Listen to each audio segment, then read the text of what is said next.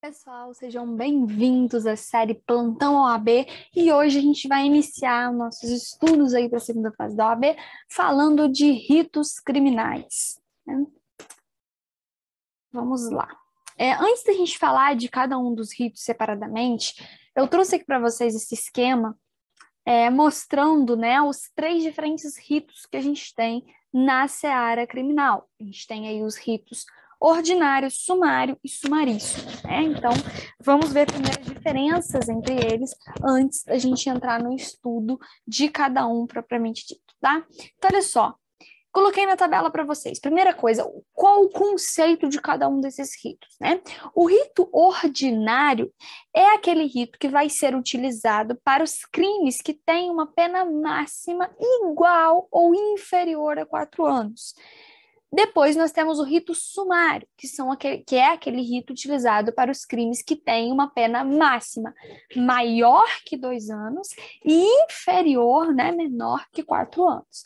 E o rito sumaríssimo é aquele rito regido pela Lei 9.099 de 1995, né, conhecida como a Lei do GECRIM, né, do Juizado Especial Criminal, e vai ser aplicada às infrações penais de menor potencial ofensivo. Professora, quais são as infrações penais de menor potencial ofensivo? São as contravenções penais, está lá na lei de contravenções, e as infrações, né, os crimes, infrações penais, que têm uma pena de até 2 anos. Então, os crimes, as infrações penais, que têm uma pena de até 2 anos, e, né, somado ali com as contravenções penais, são o que a gente tem aí como infrações penais de menor potencial ofensivo, que é regido na lei do Juizado Especial, a Lei 9.099 de 1995, que tem aí o rito sumaríssimo. Né? Antes da gente ver as diferenças entre o rito ordinário, sumário e sumaríssimo, tem que ficar claro para vocês, né, a importância de conhecer esses ritos. É muito importante você saber identificar o rito, por quê? Porque cada rito tem seu regramento próprio. E se você souber identificar o rito que você está, né, você vai saber identificar esse regramento próprio e identificar, assim, por exemplo, uma nulidade, né, caso haja um desrespeito a esse rito. Então, é muito importante conhecer os ritos penais para na hora de estar fazendo ali sua peça, né, você ter argumentos, né, de repente para você verificar que houve um desrespeito ao rito que leva a uma nulidade, né, do processo, de um ato processual, e até mesmo para identificar a peça, porque se você sabe ali identificar o rito, né, você vai saber o regramento ali daquele rito, você vai saber se situar, vai saber aonde você está, em que momento processual eu estou e assim identificar a peça com mais facilidade. Então é muito importante conhecer os ritos, tá? Por isso que a gente está com essa tabela aí, né? Agora que a gente viu o que são, né? O que é rito ordinário, rito sumário, sumaríssimo, quando ele é utilizado, né? Vamos ver como que se inicia o processo em cada um desses ritos. O rito ordinário, né, o processo no rito ordinário e no rito sumário, nos dois isso é igual, tanto no ordinário quanto no sumário, o processo ele vai começar com a denúncia, se for ação penal pública, ou com a queixa-crime, se for uma ação penal privada. Isso tanto para o rito ordinário quanto para o rito sumário. Já o rito sumaríssimo, ele não se inicia com a denúncia ou a queixa-crime. Ele se inicia com a primeira audiência de tentativa de conciliação. Nessa audiência de tentativa de conciliação aí, né, do juizado, lá no rito sumaríssimo, a gente tem lá a composição civil, a transação penal, né, que são tentativas de conciliação que a gente vai ver daqui a pouco. Mas antes da gente aprofundar disso e antes da gente passar para o próximo tópico aí das diferenças entre os ritos, eu gostaria de puxar um parêntese aqui para fazer uma pequena revisão com vocês sobre a ação penal, porque eu sei que muita gente... A gente tem vídeos aqui no canal, inclusive, quem quiser se aprofundar, relembrar, tem vídeos sobre ação penal aqui no canal, tá?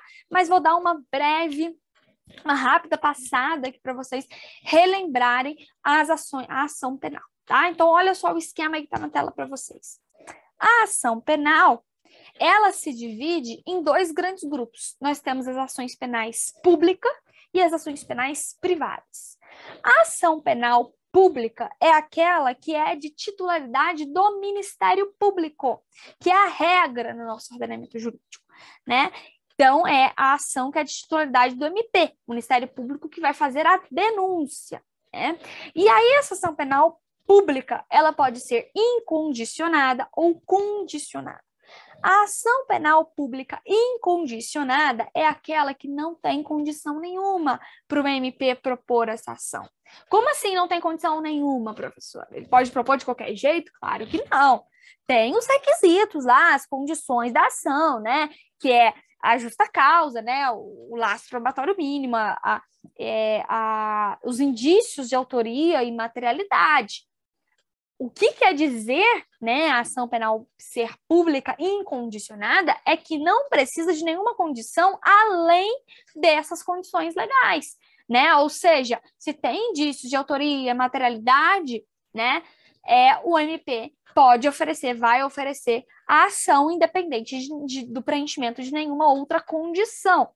E a ação penal pública incondicionada é a regra no nosso ordenamento jurídico, o que significa dizer que, se a lei não falou nada, se o artigo ali do Código Penal não falou nada sobre a ação penal, ela vai ser pública e incondicionada, tá? Agora, para a ação penal ser pública condicionada ou privada, a lei tem que te falar, né? Vai falar lá, só se procede mediante queixa, só se procede mediante representação, só se procede mediante requisição do MP. Mas se a lei não fala nada, é a regra, ação penal pública incondicionada. Ok.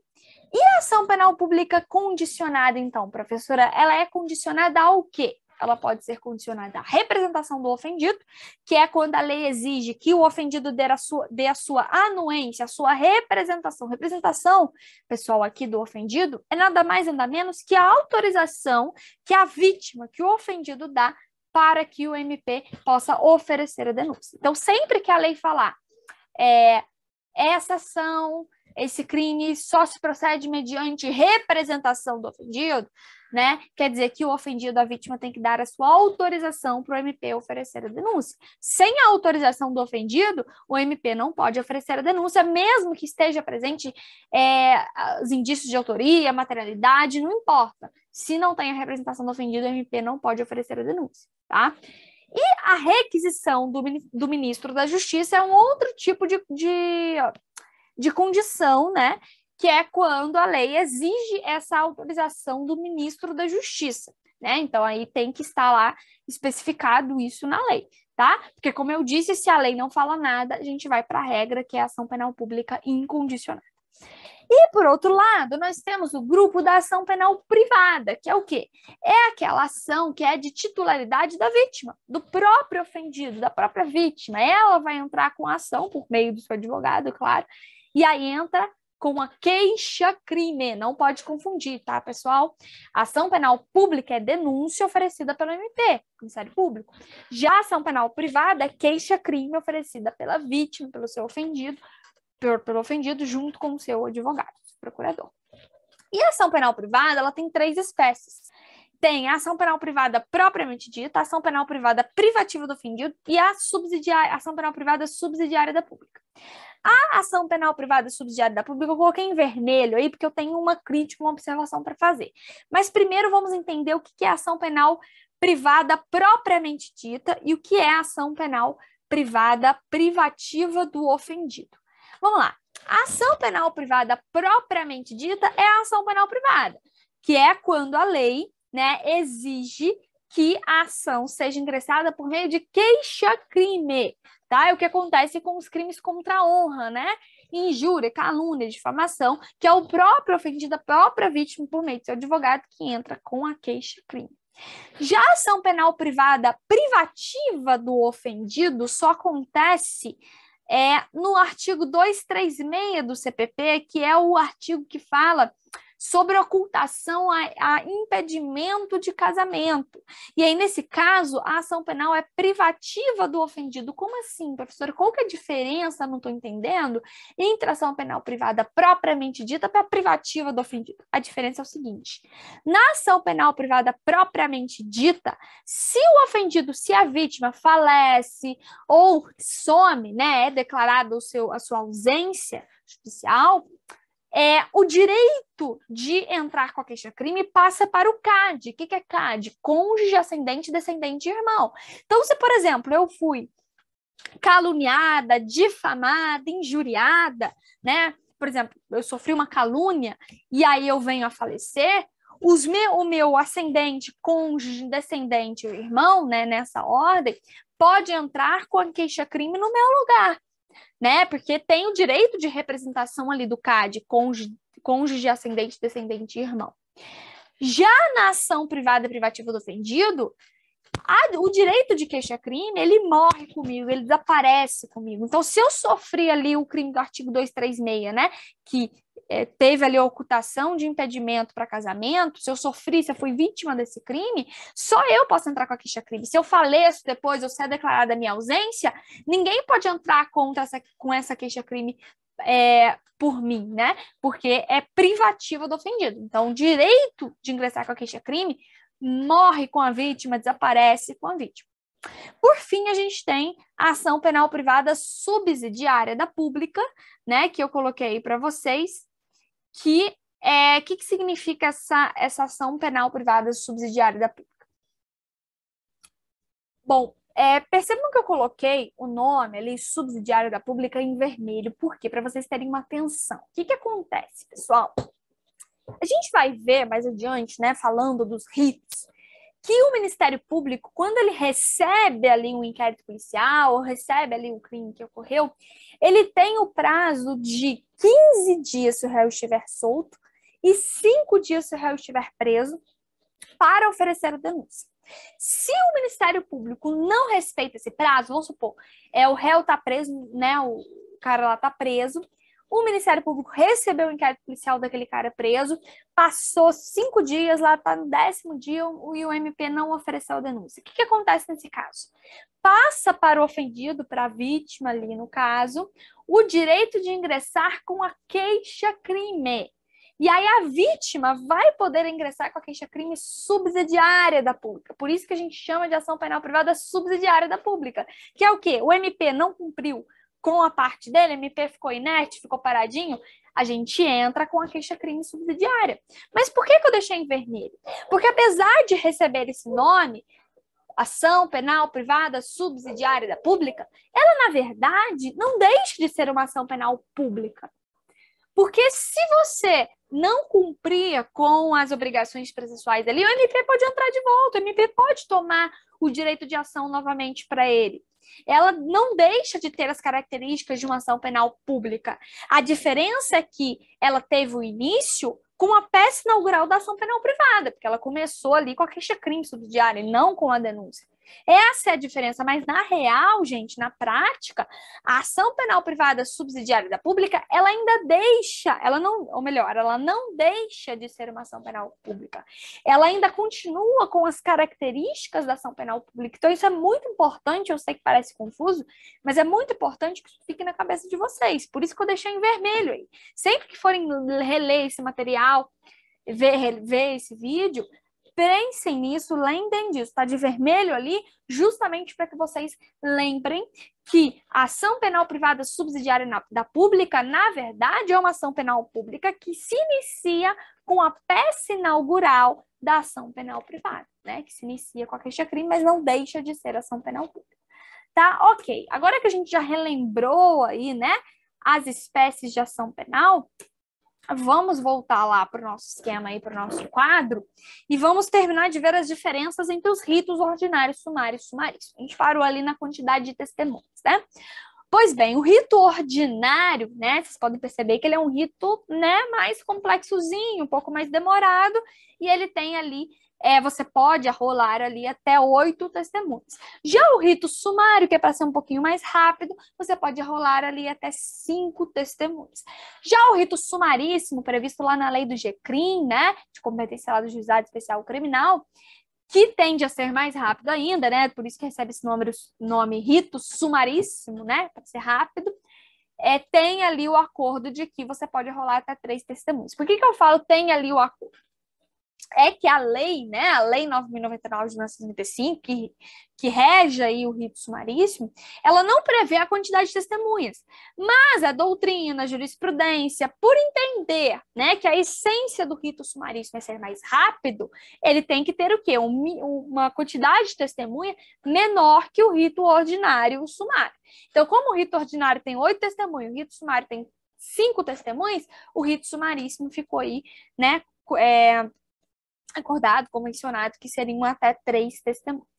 Em relação à audiência de instrução e julgamento, a AIJ, a lei prevê que, para o rito ordinário, o juiz tem que marcar a audiência de instrução e julgamento dentro de 60 dias. E para o rito sumário, o juiz tem que marcar a audiência de instrução e julgamento dentro de 30 dias. Tá? Ok, depois que a gente viu aí as diferenças entre o rito ordinário, sumário e sumaríssimo, vamos dar uma olhadinha em cada um, né? Vamos estudar agora cada um desses ritos. Primeiro, vamos lá para o rito ordinário. A gente já viu quando o rito ordinário é utilizado, né? Ele vai ser utilizado quando a gente estiver diante de um crime que tem uma pena igual ou superior a 4 anos, né? Igual ou superior a 4 anos, a gente usa o rito ordinário. E como que o rito ordinário se inicia? Ele se inicia com a denúncia, se for ação penal privada, e com a queixa-crime, se for ação penal pública. Quantidade de testemunhas são até 8 testemunhas, né? Você vai arrolar as testemunhas lá, quer dizer, a acusação vai arrolar as testemunhas na denúncia e a defesa vai arrolar suas 8 testemunhas na resposta à acusação. E o que acontece?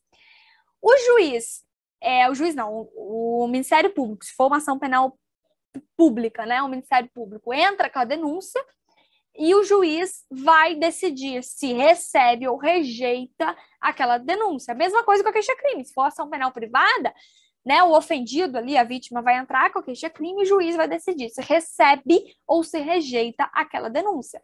E quando que o juiz vai receber, quando que ele vai rejeitar? O juiz vai receber a denúncia se ela estiver preenchendo os requisitos constantes lá do artigo 41 do CPP, né? Indício de autoria, indício de materialidade, né? Justa causa, legitimidade, enfim. Se for um caso de ação penal pública condicionada à representação, tem que ter representação, né? Se for queixa-crime, tem que ser ali pela vítima, pelo ofendido. Se for uma ação penal pública condicionada à requisição do ministro da Justiça, tem que ter requisição do ministro da Justiça. Tudo isso o juiz vai analisar naquele primeiro momento para ver se recebe ou rejeita. E as hipóteses de rejeição da denúncia está lá no artigo 395 do CPP, tá? O que acontece se o juiz decide receber a denúncia ou a queixa-crime? Se o juiz receber a denúncia ou a queixa-crime, na mesma decisão que ele recebe aquela denúncia ou aquela queixa-crime, o juiz já cita e já intima o réu para oferecer resposta à acusação. Então, na mesma decisão que recebe a acusação, o juiz já cita e intima o réu para apresentar sua resposta à acusação. Contra o recebimento da queixa-crime, não cabe recurso. Da queixa-crime, da denúncia, não cabe recurso. Ah, professora, ok, não cabe recurso, né, contra o recebimento da denúncia ou da queixa-crime. Mas cabe habeas corpus? Sim, cabe habeas corpus, dependendo da situação. Que situação? Se você estiver diante de uma situação de flagrante rejeição da denúncia, ou seja, está presente uma das hipóteses lá do artigo 395 do CPP, né? Acabei de falar para vocês que o artigo 395 do CPP é o artigo que traz as hipóteses de rejeição da denúncia. Se tiver presente uma daquelas hipóteses de rejeição da denúncia e a denúncia foi recebida, você pode entrar ali com o HC para pedir aquela rejeição. Só que você também pode fazer isso em preliminar de resposta à acusação. Então, acaba sendo mais fácil você fazer isso em preliminar de resposta à acusação, né? Porque Na decisão que o juiz recebe a denúncia, ele já te intima, né? Já cita ali o réu para oferecer a resposta à acusação. Então, lá nas preliminares da RA, você já pode pedir a rejeição tardia da denúncia com base lá num dos incisos do 395 do CPP, tá? Então, acaba ficando mais fácil isso. Aí, olha só, coloquei para vocês, ó.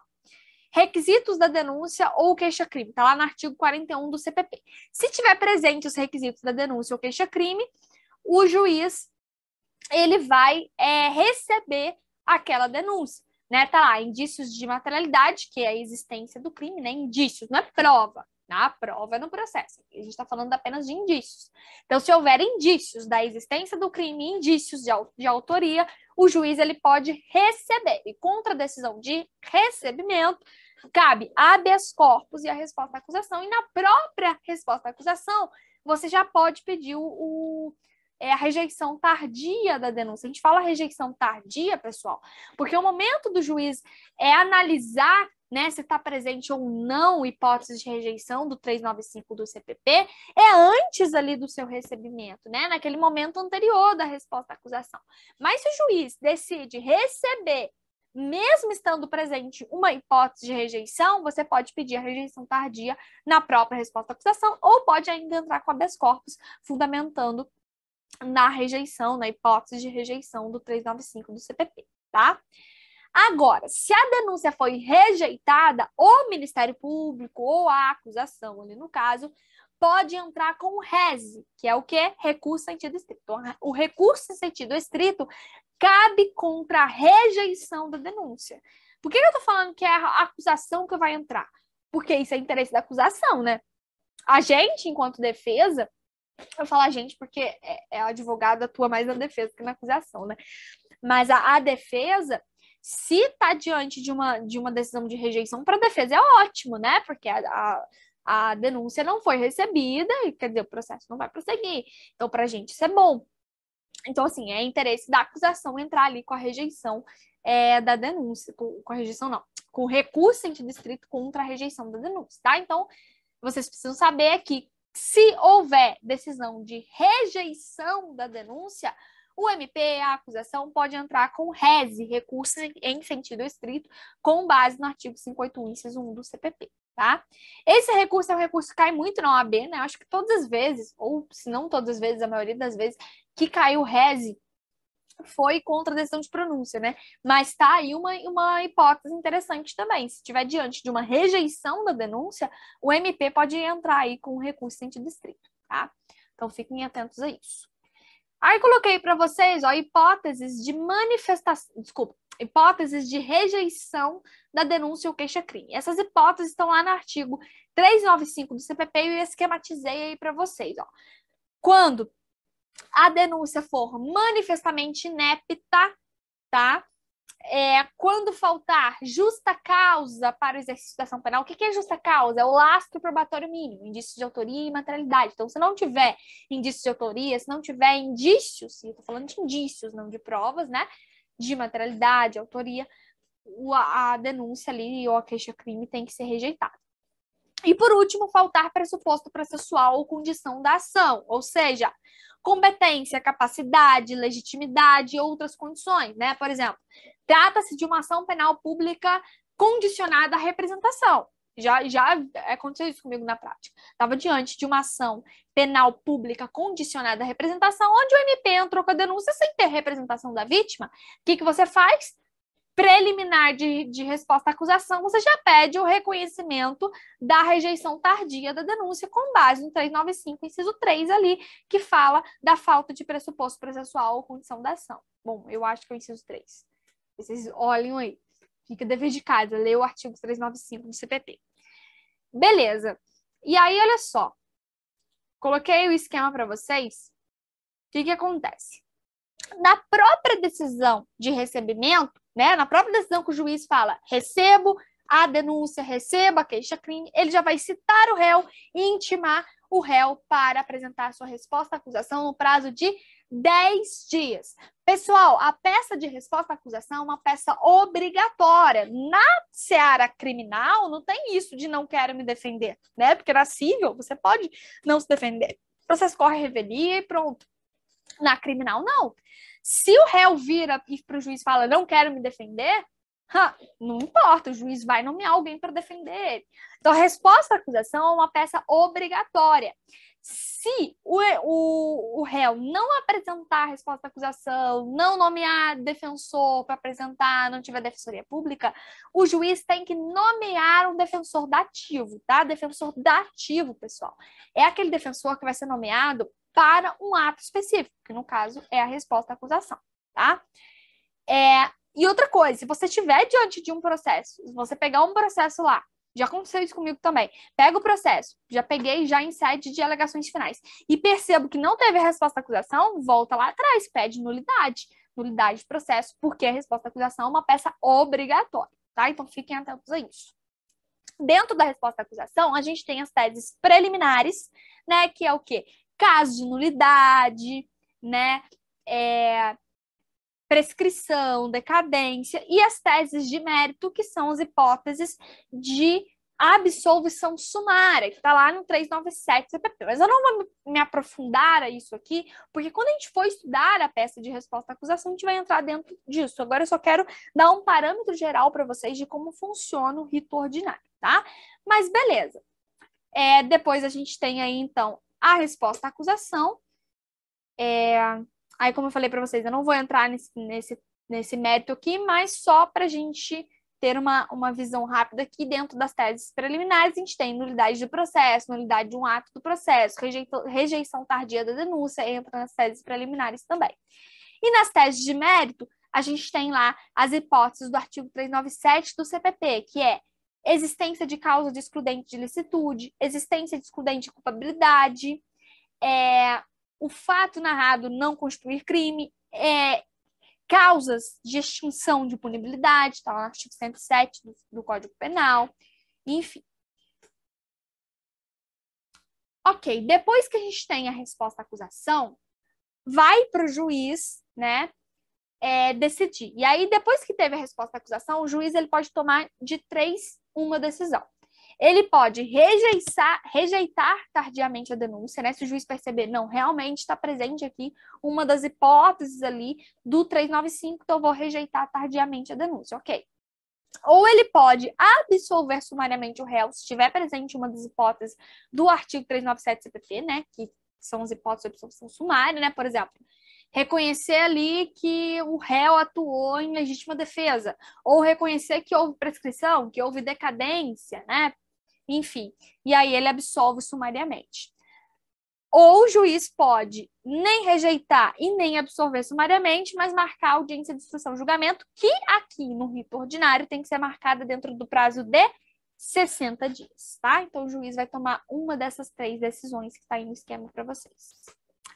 Aí eu coloquei aqui no esquema para vocês o passo a passo da audiência de instrução e julgamento. Eu vou colocar esse esquema lá. Se eu não coloquei, eu já coloquei. Acho que ainda não coloquei não, mas eu vou colocar lá na minha página no Instagram. Então me segue lá para vocês ficarem por dentro desse esquema aí, que tá o passo a passo do rito ordinário. Fiz do rito sumaríssimo também, então corre lá para vocês verem, @landinletícia, tá? Vou deixar esse esquema lá para vocês. Se você for lá e não tiver ainda, pode mandar um direct cobrando que eu posto. Vamos lá. Então, olha só, um fato, aqui a gente tem um fato, né, que Tício foi preso em flagrante furtando o celular de Maria. Então, Tício foi preso em flagrante furtando o celular. Primeira coisa que vai acontecer aqui, como a gente teve a prisão em flagrante, vai ter, né, o auto de prisão em flagrante, o APF, e aí vai para o juiz, e o juiz ele tem que tomar uma de 3 decisões lá no artigo 310 do Código de Processo Penal. A gente tem 3 incisos lá no artigo 310, que fala o seguinte: relaxar a prisão, se a prisão for ilegal, o juiz deve relaxar. Decretar a prisão preventiva se estiver presente os requisitos dos artigos 312 e 313 do CPP. Ou conceder liberdade provisória com ou sem fiança, depender do caso, né? Se cabe ou não fiança. Então, o juiz vai tomar uma dessas 3 decisões. Depois disso, é aberto o boletim de ocorrência e aí a gente tem, né, a abertura do inquérito policial. Se tiver inquérito policial, a gente tem uma tabelinha aí que eu coloquei para vocês com os prazos do inquérito policial. O inquérito policial ele tem um prazo para acontecer, que é o quê? Regra geral lá do artigo 10 do CPP. 10 dias, réu preso, 30 dias, réu solto. Então, se for regra geral e o réu estiver preso, 10 dias para concluir o inquérito. Se o réu estiver solto, 30 dias para concluir o inquérito policial. Inquérito policial na Polícia Federal. Se o réu estiver preso, 15 dias, podendo ser prorrogado por mais 15 dias para terminar ali o inquérito policial. Se o réu estiver solto, 30 dias. Inquérito policial na Polícia Militar. 20 dias, réu preso, 40 dias, podendo ser prorrogado por mais 20 dias se o réu estiver solto, tá?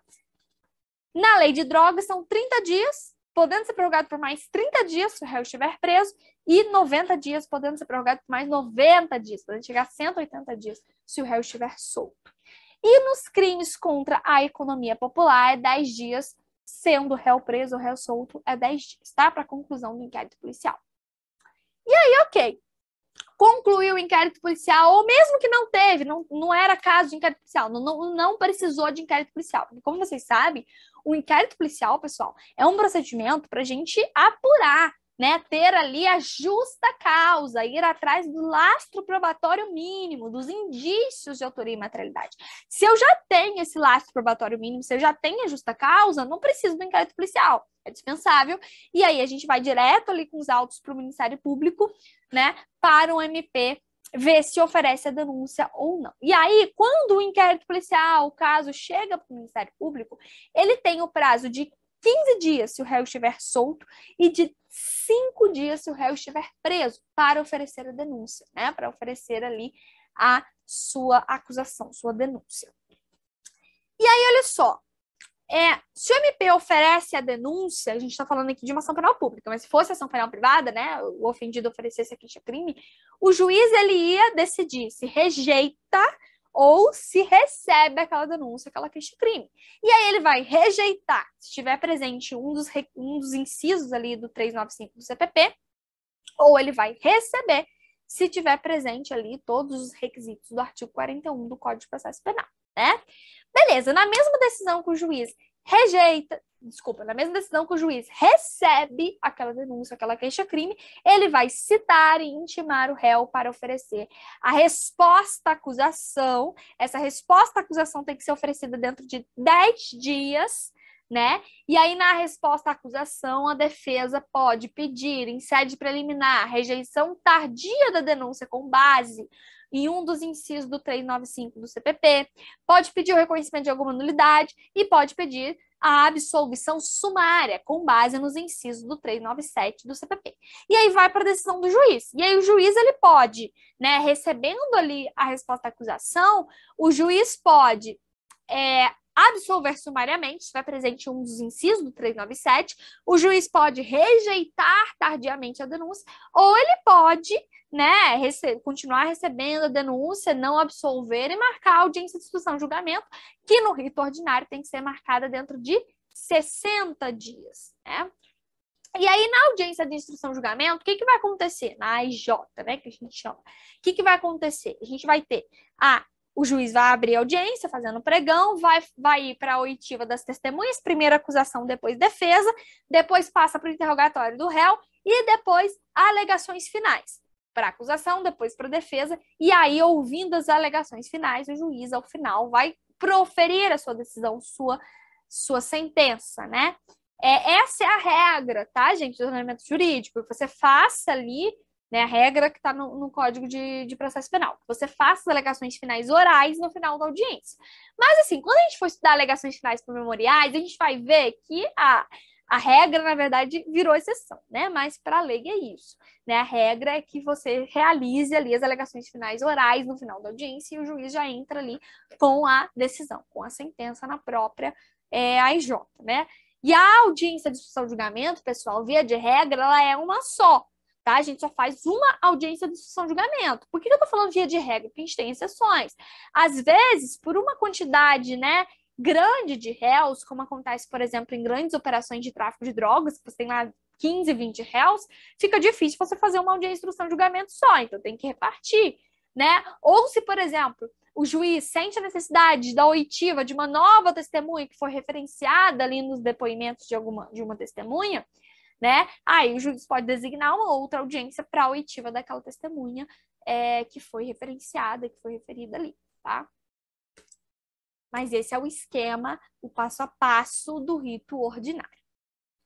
Depois a gente passa para o rito sumário. Eu não fiz esquema do rito sumário, pessoal, porque assim, é basicamente a mesma coisa que o rito ordinário. Só muda duas coisas. Primeiro, que a quantidade de testemunha do rito sumário são 5 testemunhas, enquanto que no rito ordinário são 8, e que o juiz tem um prazo de 30 dias para marcar audiência de instrução de julgamento, enquanto que no rito ordinário são 60 dias. Então, são essas duas diferenças que acabam fazendo com que o rito sumário seja um pouquinho mais célere, né? Porque tem menos testemunha e a audiência de instrução de julgamento tem que ser marcada um pouco mais rápido do que no rito ordinário. Tirando isso, é o mesmo procedimento, então nem fiz o passo a passo aqui para não ficar muito extenso, né? Então, vamos passar para o próximo aqui, né? O último rito, que é o rito sumaríssimo, né? O rito sumaríssimo, ele é utilizado quando estivermos diante de uma infração penal de menor potencial ofensivo, são aqueles crimes de até 2 anos, que tem uma pena de até 2 anos, né? E a competência para julgamento desses crimes do rito sumaríssimo é o GCRIM, Juizado Especial Criminal. O rito sumaríssimo, ele está previsto, né? Ele é regido pela Lei 9.099 de 1995, que é a Lei de Juizado Especial Civil e Criminal. E quais são as diferenças ali do rito sumaríssimo para os outros ritos? A gente já viu lá no começo desse vídeo que as diferenças é o quê? Primeiro, o rito sumaríssimo, ele não começa com denúncia ou queixa-crime, ele começa com audiência de instrução de julgamento. No rito sumaríssimo, se a pessoa é presa em flagrante, é pega em flagrante, a gente não tem a lavratura do auto de prisão em flagrante do APF. A gente tem, na verdade, o termo circunstanciado de ocorrência, né? O TCO, termo circunstanciado de ocorrência. E se o réu aqui, né?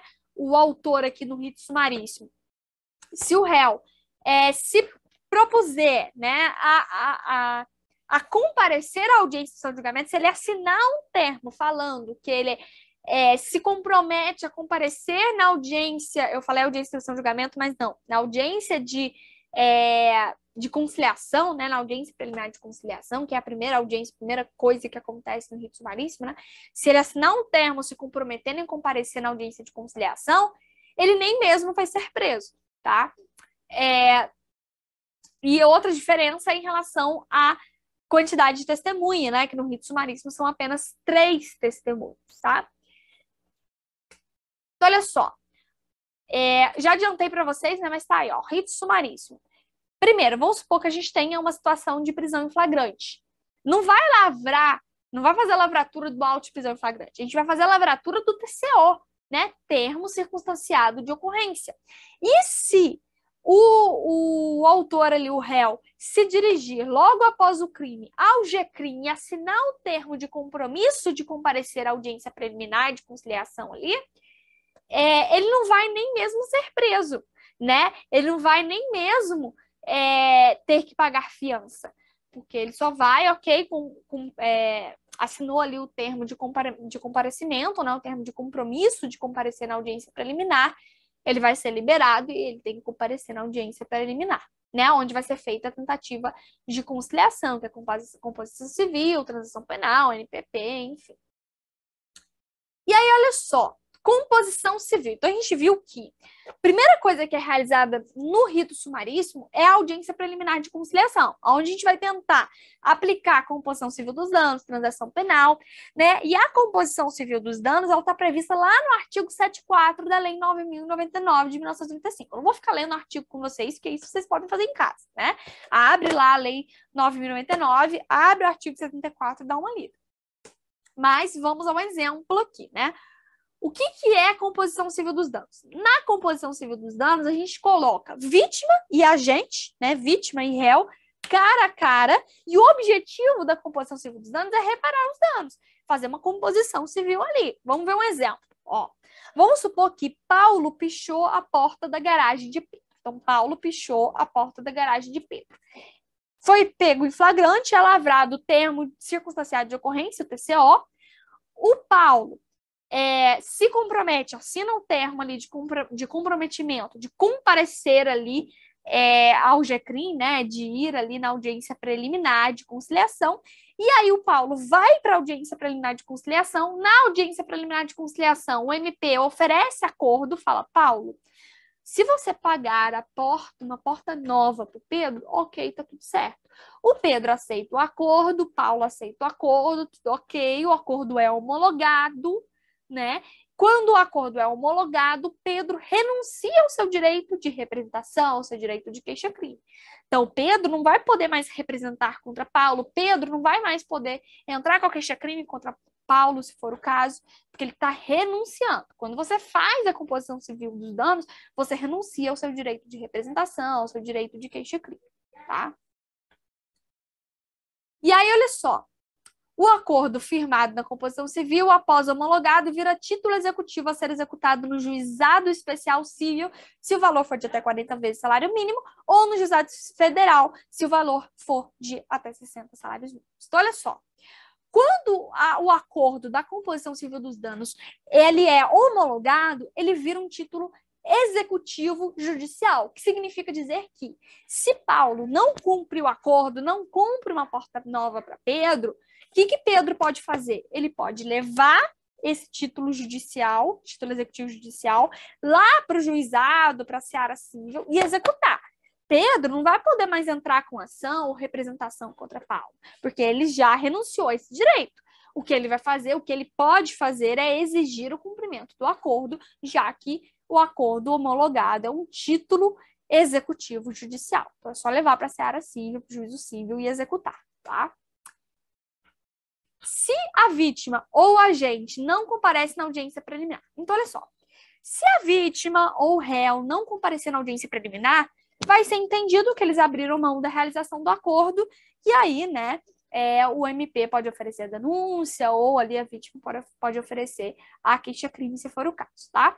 Lembrando que composição civil dos danos só cabe para casos em que os interesses são disponíveis, como, por exemplo, patrimônio. O patrimônio é um bem disponível. Agora, se for caso de integridade física, de vida, aí, gente, não tem nem o que se falar aqui no caso, tá? Porque são bens indisponíveis. Então, só cabe composição civil dos danos para bens disponíveis, como é o caso do patrimônio.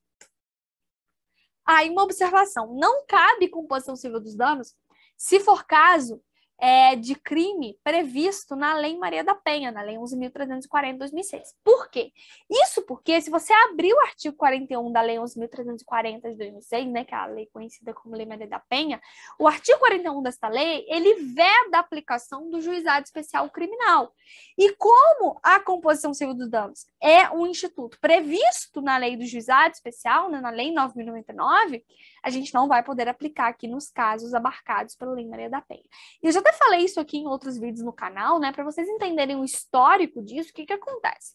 Antes de 2006, antes da gente ter essa Lei Maria da Penha, os casos cometidos ali de violência doméstica contra as mulheres, muitas vezes, era aplicado, né, a lei do juizado especial criminal. E aí o que acontecia? O homem tinha que pagar uma cesta básica, era feita a composição civil dos danos, era feita a transação penal, e ficava por isso mesmo. Então, por conta desse trauma que a gente tem, né, dessa crítica muito grande que a sociedade firmou sobre isso, a Lei Maria da Penha já veio trazendo, olha, não podemos mais aplicar juizado especial criminal contra os crimes abarcados pela Lei Maria da Penha. Então, hoje não cabe composição civil, não cabe transação penal para os crimes abarcados pela Lei Maria da Penha, já que o artigo 41 da Lei 11.340 veda a aplicação da lei do juizado, veda a aplicação da Lei 9.099, ok? Os efeitos, né? Quais são os efeitos da composição civil do dano? Bom, a gente viu, já falei para vocês, que quando a gente tem a composição civil dos danos, a vítima vai renunciar ao direito de representação ou queixa-crime. Então, o que vai acontecer? Extinção da punibilidade. Se a ação penal for pública, condicionada à representação, ou se for ação penal privada, extinção da punibilidade. Para ação penal pública, né, incondicionada, não vai ter extinção da punibilidade. O que vai acontecer? Se a gente estiver diante de uma ação penal pública incondicionada, a gente até pode fazer a composição civil dos danos, mas ela só vai servir para antecipar o valor da indenização, só para isso. Não vai ter extinção de punibilidade nesse caso, tá? Porque o MP tem que oferecer denúncia. Bom, se não for realizado acordo de composição civil dos danos, foi feita audiência preliminar de conciliação, mas não conseguimos chegar, ou não é caso, não pode, né? Enfim, a lei não permite a aplicação da composição civil dos danos. O que vai acontecer, então? Ou se as partes não aceitaram realizar a composição civil dos danos. O que vai acontecer é que na própria audiência preliminar, no final dela, vai ser aberta a vista, né, para apresentação ali de queixa-crime ou de denúncia. Então, o MP, no final da própria audiência preliminar, pode apresentar a denúncia ou a vítima pode apresentar, através do seu advogado, a queixa-crime, tá? Tá lá no artigo 75, não vou ler com vocês, mas tá lá no artigo 75 da Lei 9.099 de 1995. Bom, se o acordo foi realizado, mas não foi cumprido, como eu falei para vocês, o acordo homologado é um título executivo judicial que pode e deve ser executado no juízo civil, tá?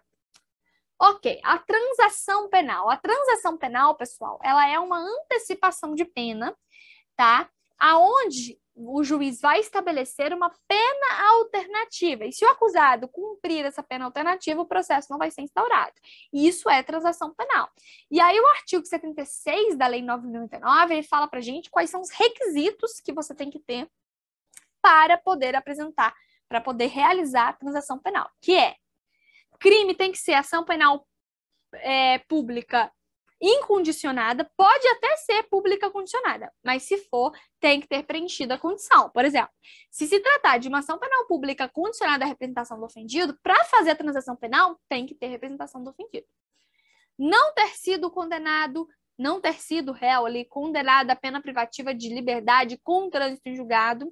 Eu falo réu, gente, mas na verdade réu é só depois que a gente tem um processo instaurado, né? Que seria agente, acusado, enfim. Não ter feito uso deste instituto nos últimos 5 anos, que se ele já tiver feito uso de transação penal nos últimos 5 anos, não pode mais, tá?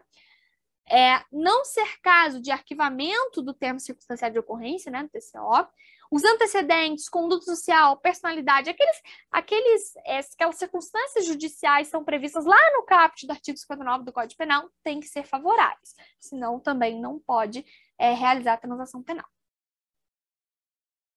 Bom, se a transação penal for descumprida, o Ministério Público pode oferecer a denúncia, tá?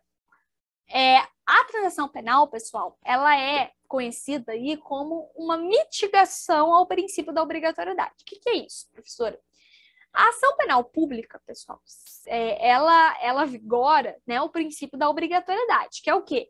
Tá presente a justa causa, tá presente os indícios de autoria e materialidade, o MP tem que obrigatoriamente entrar com a denúncia, né? Mas, se tiver presente os requisitos da transação penal, o juiz pode deixar de oferecer a denúncia e oferecer a transação penal. Por isso que a gente fala que a transação penal é um instituto mitigador do princípio da obrigatoriedade. Porque se tiver presente os requisitos do artigo 76, que são requisitos autorizadores da transação penal, o MP pode deixar de cumprir com a obrigatoriedade de entrar com uma denúncia e oferecer, então, a transação penal, tá bom? E aí, olha só, coloquei o esqueminha para vocês aí. No rito sumaríssimo, então, a gente inicia com a audiência preliminar, né? Se não tem acordo nem transação penal, o MP pode oferecer a denúncia e aí a gente vai para a audiência, instrução, julgamento, onde a gente tem a defesa prévia, tem a oitiva das testemunhas, acusada, alegações finais e sentença. Contra a sentença, cabe embarque de declaração dentro de 5 dias e apelação dentro de 10 dias, tá?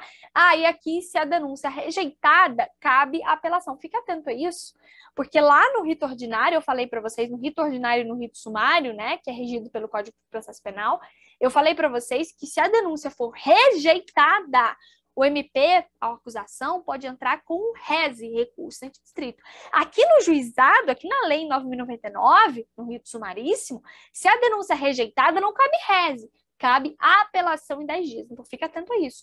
Rito ordinário e rito sumário, se a denúncia foi rejeitada, cabe rese, recurso em sentido estrito, lá do artigo 51, inciso 1 do CPP. Aqui no rito sumaríssimo, se a denúncia foi rejeitada, cabe apelação de 10 dias. Não é apelação do CPP, não.